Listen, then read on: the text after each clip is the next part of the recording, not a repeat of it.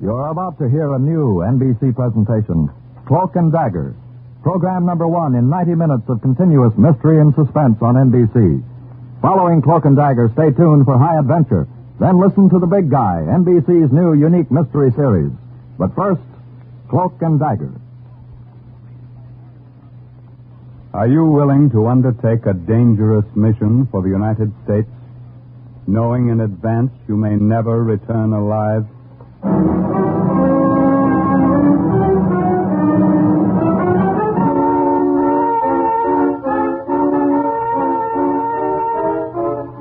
What you have just heard is a question asked during the war of agents of the OSS. Ordinary citizens who to this question answered, yes.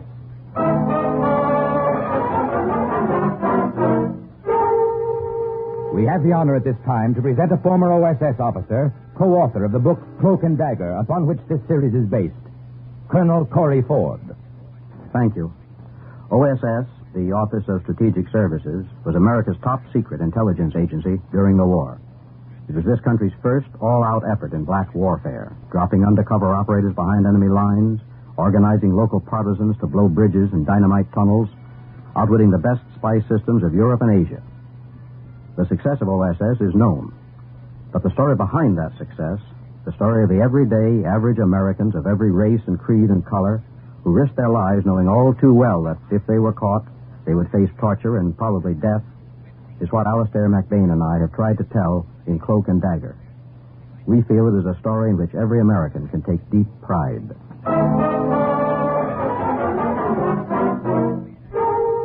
The National Broadcasting Company takes you behind the scenes of a war that nobody knew. This is Cloak and Dagger. My name is Friedrich Schmidt. I'm a German soldier. I had a medical discharge from the Army. I was in the 268th Infantry Division. My family was killed in an air raid near Berlin. My name is Friedrich Schmidt. I'm a German soldier. I'll repeat it over and over again so I won't forget. My name is Friedrich Schmidt. Where did I go wrong? Where did I go wrong? Think back and remember. From the beginning. Everything the colonel told me to remember. Remember, Frank, from now on, you'll be Friedrich Schmidt, German soldier. You have your military pass, forged signatures of adjutants, hospital certificates, ration coupons, permit to travel. You know what to do. Yes, Colonel. Carl and I parachute behind the enemy lines in Austria. We radio back information on the strength and location of German troops around Innsbruck. You realize there'll be no help from headquarters? No contact waiting for you below? Well, sir, Carl knows the country, and his sister is still living there. I needn't tell you the risk you're taking. Of course, you'll land in American uniform, so in case you're picked up immediately, you'll be treated as prisoners of war. However, later, if you're caught out of uniform in enemy country, I think I know what to expect, sir. All right, then.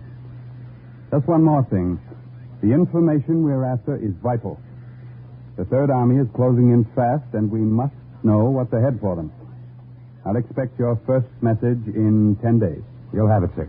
Oh, and, by the way, Colonel. Yes? Don't forget to have that package mailed to Rhode Island for me next month. It's my father's birthday.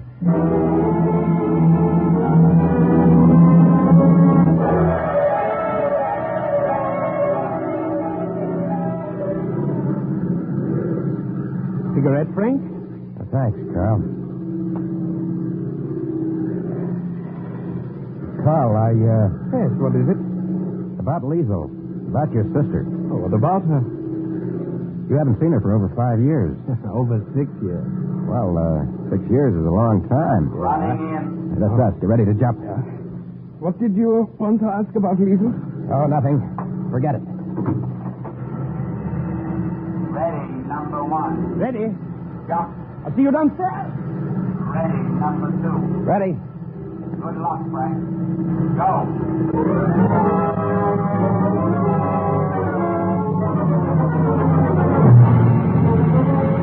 I heard the crack of the parachute as it snapped open. I looked down. I saw a patch of snow in the valley, spreading wider and wider in the moonlight, like a blot of milk spilled on a kitchen table. And I thought of Carl's sister, and the question I didn't have the courage to ask him. You all right, Frank? Yeah, I'm okay. Well, we made it. The first step. Yeah. You got everything? The radio all right? Just checked it. Nothing broke. Good. Yeah. There goes the plane. Yeah. Heading back. She's gone. Let's go while it's dark.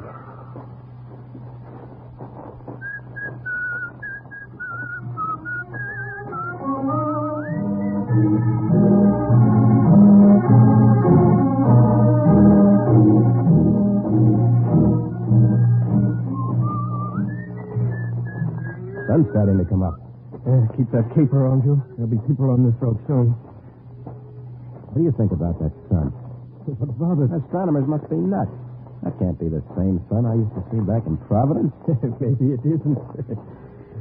Lass nun die Nacht ist da der Morgen.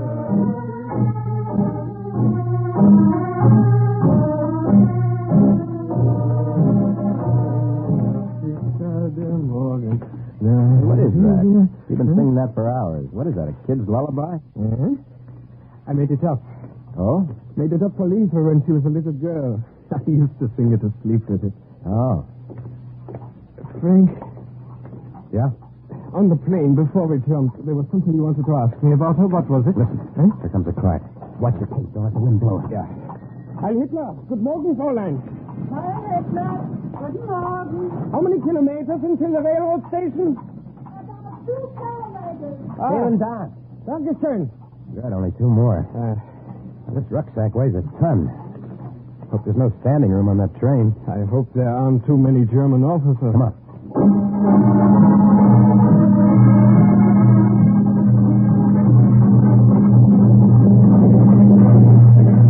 You know, one thing I like about European trains? What? These little compartments. I'd just as soon be closed off in here until we get where we're going. We've got to get rid of these American uniforms, Frank, as soon as possible. Well, we just have to find 2 obliging German soldiers who'll be willing to give up theirs. That's obliging they are not. Well, so far they've been. Let us have a nice compartment all to ourselves. Well, there's no guarantee they'll let us keep it that way, you know. I know one of these things here. Get out your travel permit and identification now. Right. What those papers are good for, Junior. They better be. Gentlemen, your identification, travel permit, please. Yeah, Herr Inspector, yeah.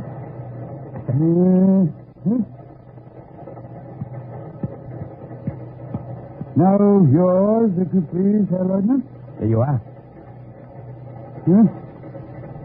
Here are your papers, Herr Lieutenant. These seem to be in order. Dankeschön. How much longer till we get there? About 30 minutes. You think he was suspicious? Well, he didn't act it. Just the same as anyone else comes. If you have to take off your cape, take it off in one motion. Your jacket with it. You might get away with a khaki shirt.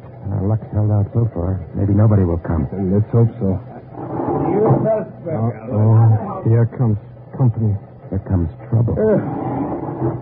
May I share your compartment, gentlemen? Yeah, of course, Herr Hauptmann. It's stuffy in here. Why don't you remove your cape? Well, it was so cold in the snow country where both of us just back from there. It will take us time to thaw out. Join me in some snaps, gentlemen. Danke. And you? Dankeschön. The train. Either too stuffy or too drafty. They're all badly armed down since the war. You warmer now? Oh, much. Then remove your capes. I perspire looking at you. Well, Go on, take them off. The Hauptmann is right. It is hot. Better. Yeah, much better. Are you going to Salzburg? no, instinct. Sure. You must forgive me. Perhaps it's the heat. Perhaps too much of this bottle. I'm going to stretch out in the empty compartment next door. I'd appreciate it if you gentlemen would wake me when we get off at your station. Well, I will be happy to. Well, then I'll see you again. You'll see me again and soon. Thanks. Wait here with the radio. What are you going to do? Our friend was warm. I'll help him out by relieving him of his uniform. No, Carl, no. They'll find his body before we get to Intrigue. They'll find us on the roadbed 2 days from now. No, Carl, you can't take that risk. One of us in German uniform would help. Wait here.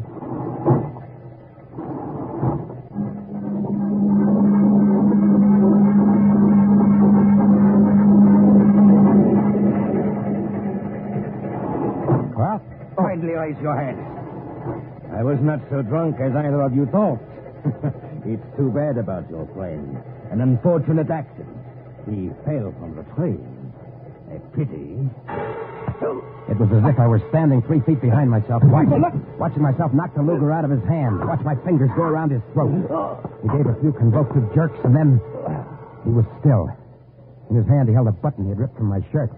For some reason, I reached down and I took it from him. The next few minutes, I worked fast. The train was slowing down. I stuffed my uniform into the rucksack where the radio was and borrowed his.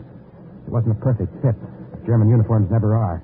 And this German wouldn't be needing his anymore. I opened the door of the compartment, and for the second time that day, jumped to German soil. Think slowly now. Somewhere from that moment on, I made the mistake. Where did I go wrong? Where did I make that mistake? You've made a mistake, Herr Leutnant. My brother is not in Austria. Please listen to me. Carl was with me. We were both coming here together before the accident on the train. You're mistaken. My brother is not in Austria. Liesel, I'm taking a chance coming here at all. I only have Carl's word that you'll help me. My brother is not in Austria. Look, I'm tired. I'm hungry. Liesel, for Carl. There's not much to eat. Some bread and some soup. Sit down. I'll bring it to you.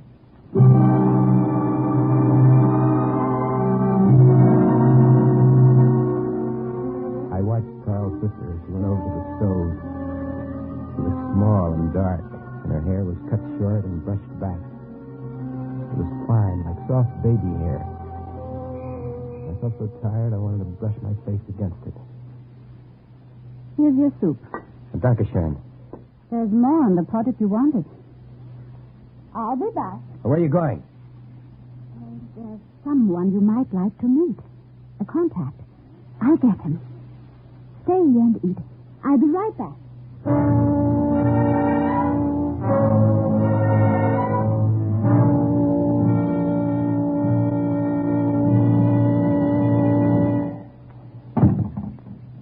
I see you finished the soup. Yeah. I hope it isn't all you have. Oh, no. It's all right. Where's your friend? Friend? Oh, you mean, he's coming. He's coming soon. Good. Carl said you'd be in touch with the Austrian partisans. I need help, Liesel. I need all the help I can get. My friend should be here any minute. I think I'll wash the dishes now. Since everything around us is in such disorder, I like to keep some order about myself. Here, I'll wipe. Do you mind? If you like.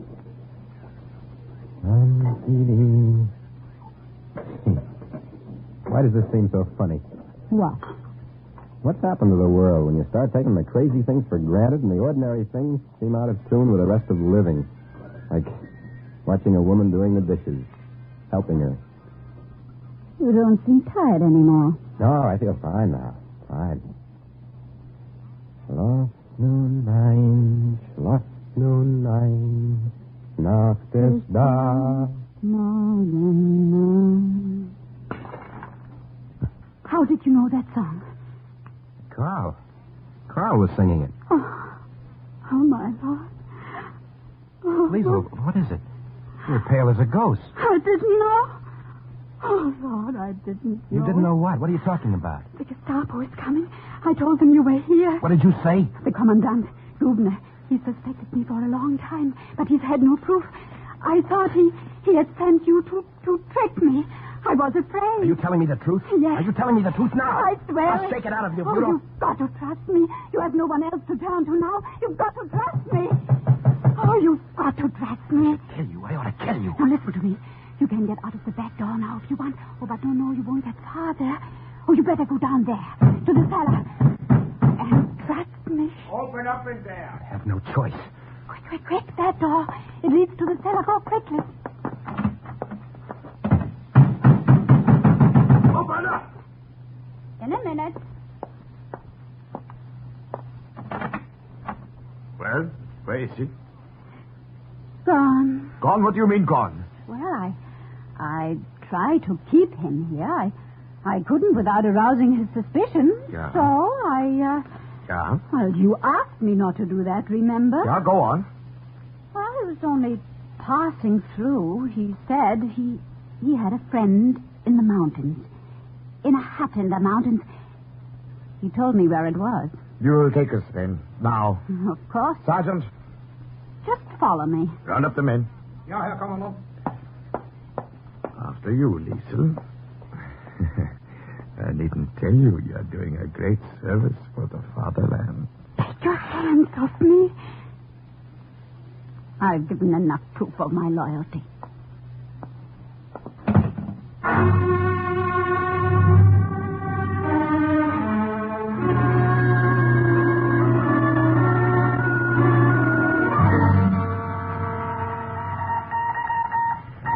Corporal? Yes?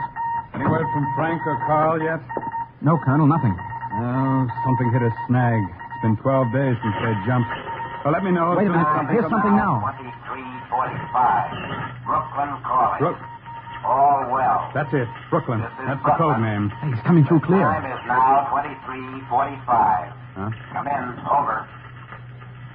Dodger to Brooklyn. We hear you. Over. Average 14 inches snowfall nightly. Take this down. Yes. Average 14 trains a night being assembled, Carrying sugar to Dixie. carrying supplies to southern German All front. snow jamming Grand Canyon. All trains routed by Borelberg Tunnel. Juniors gaining weight. Over. Wehrmacht gathering strength. Corporal, let me have that radio. Dodger to Brooklyn. Making this fast. Sending it in clear. Imperative. Learn within 2 weeks. Disposition of all airborne troops and units within your area. Good night. Good luck. Over. Wilco, keep the home fires burning. Good night. Over and out. Well, that's the first one, Liesel. They got it. I haven't got much time. You heard him just 2 weeks. Oh, don't worry. We'll have the information. How nice it must be to be Liesel. So confident, so cool and sure. But I'm not. I'm afraid. I don't sleep at night. I'm afraid all the time. Oh, Freddie. Liesel.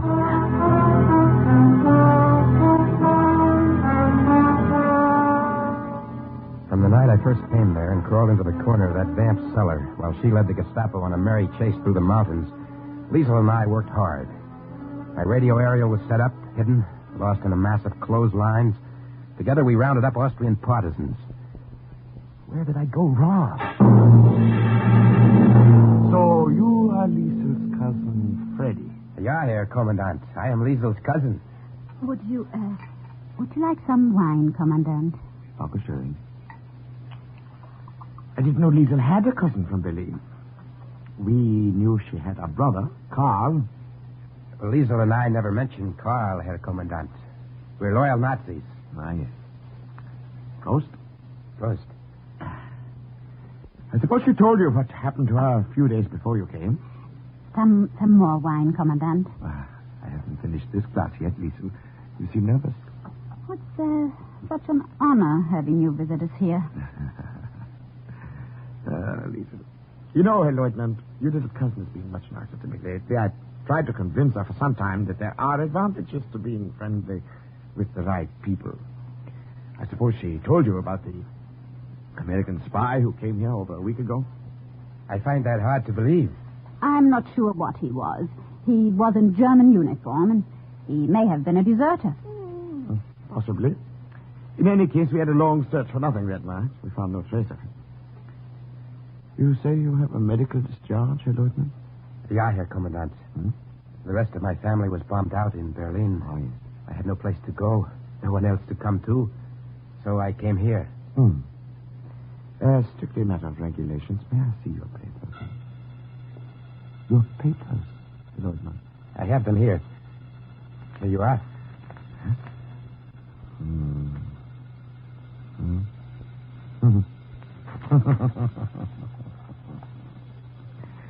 You know, Herr Lieutenant, this is the first time I've seen one of these filled out correctly. Thank you for the wine, Lisa. With your permission, I'll come back again.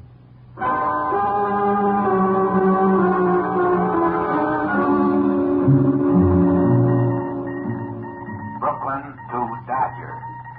Heavy shipment of pianos to Dixie. Brooklyn to Dodger. Bricklayers Union schedule heavy meeting in Dixie. Brooklyn to Dodger. Maybe slight delay. Home team will travel. Over and out. What's the matter, Colonel? They must be closing in on him. Home team will travel. That means he's got to move the radio.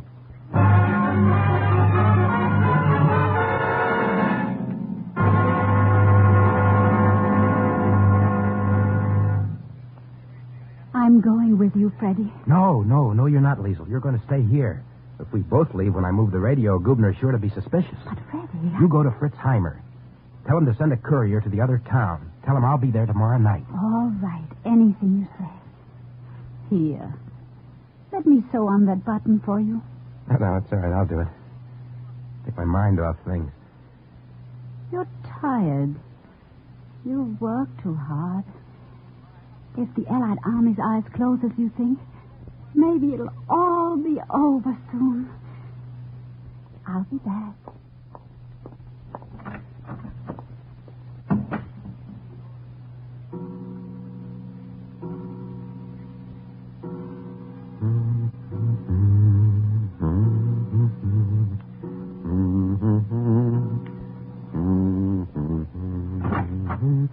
Liesl? Oh. Forgive me for just walking in, Herr Lieutenant. Good evening, Herr Kommandant. The door was unlatched. It's all right, Herr Kommandant. I was just passing. I wanted to say hello to your little cousin and invite her to dinner at my house tomorrow night. Do you think perhaps she will come this time? Perhaps, Herr Kommandant. Women are never very easy to figure. You're right there. What are you doing? Don't let me interrupt you. Oh, just this button. It came off. So I see.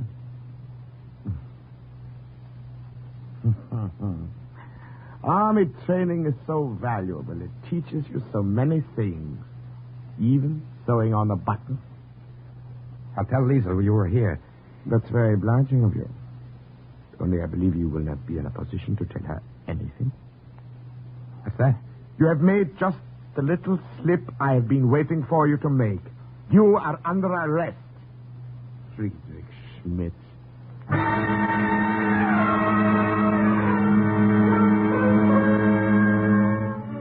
many things to remember. An American cigarette that gave me away, an English match, laundry marks, and clothing. Cut them out, patch them up. Little... Yes. Now I know where I made the mistake. The button. Americans sew them on in crisscross. Europeans in parallel. I was nervous and I forgot the button. And Gubner saw me. Get up. Come with me. You are wanted for more questioning.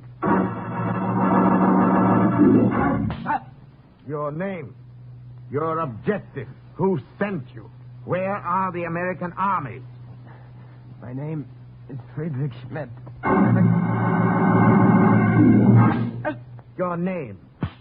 The commandant asked your name. Your objective. Your objective. Who sent you? Who sent you? Where are the American armies? My name is Friedrich Schmidt. I'm a German soldier. Oh, God, throw him back in his cell.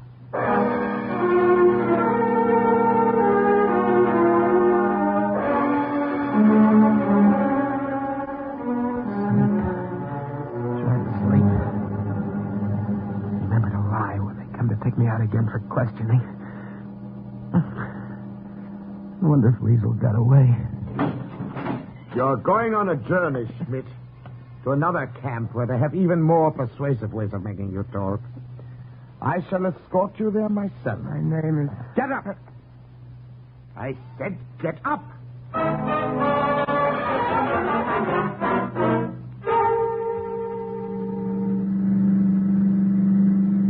Driver, stop at that tavern on the right. Ja, Herr Kommandant. A pity, Schmidt. We shall share no more wine and little cakes with Liesel. I have something else in store for Liesel when I catch up with her. Her cousin. I'll be only a few minutes, driver. You're not to speak to the prisoner while I'm gone. Do you understand? Ja, Herr Kommandant.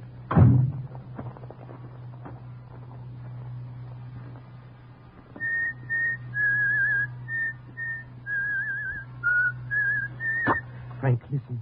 He won't catch up with Liesel because she's with friends. Carl. You think a little fall from a train could kill him? Herr Gubner wants to know where the American armies are. He'll find out soon enough. It was your messages, Frank, that brought them where they are. Carl, I don't believe it. Listen to me, Frankie. Listen to me. Our armies walked right into that Dixie front you told them about in your messages. Right now, they're only 20 miles north. I've got 1,500 partisans organized and ready to surrender the whole town and the mayor when they get there. It's impossible. You'll see. But listen now. At the next fork of the road, there are friends waiting to take us through to the army. The three of us. 3 of us? Yes. I imagine you have a few scores to settle on the way. With Herr Gubner.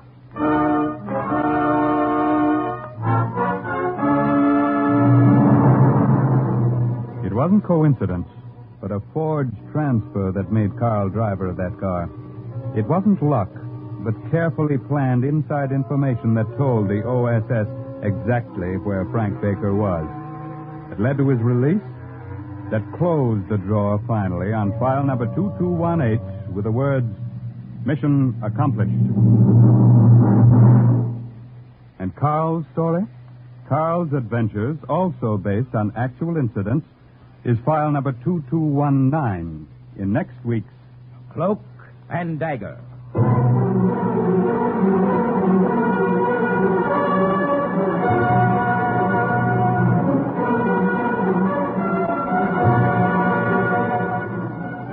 In today's true OSS adventure, the part of Frank was played by Joseph Julian. Ross Martin was Carl, the Commandant Barry Kroger. Raymond Edward Johnson played the Colonel, Bernard Pollock the Corporal. Dolly Haas played Liesel. This has been a Louis G. Cowan production under the supervision and direction of Sherman Marks. Material heard on today's program was based on the book Cloak and Dagger by Corey Ford and Alastair MacBain. The script was written by Winifred Wolfe, and the music was under the direction of John Gart. This is Carl Weber speaking.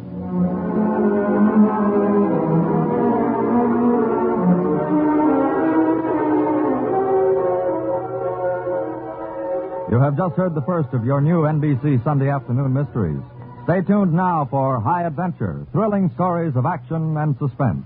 Then be sure to hear The Big Guy, an exciting and different kind of detective. Now keep tuned for number 2 in NBC's new Sunday afternoon mystery lineup.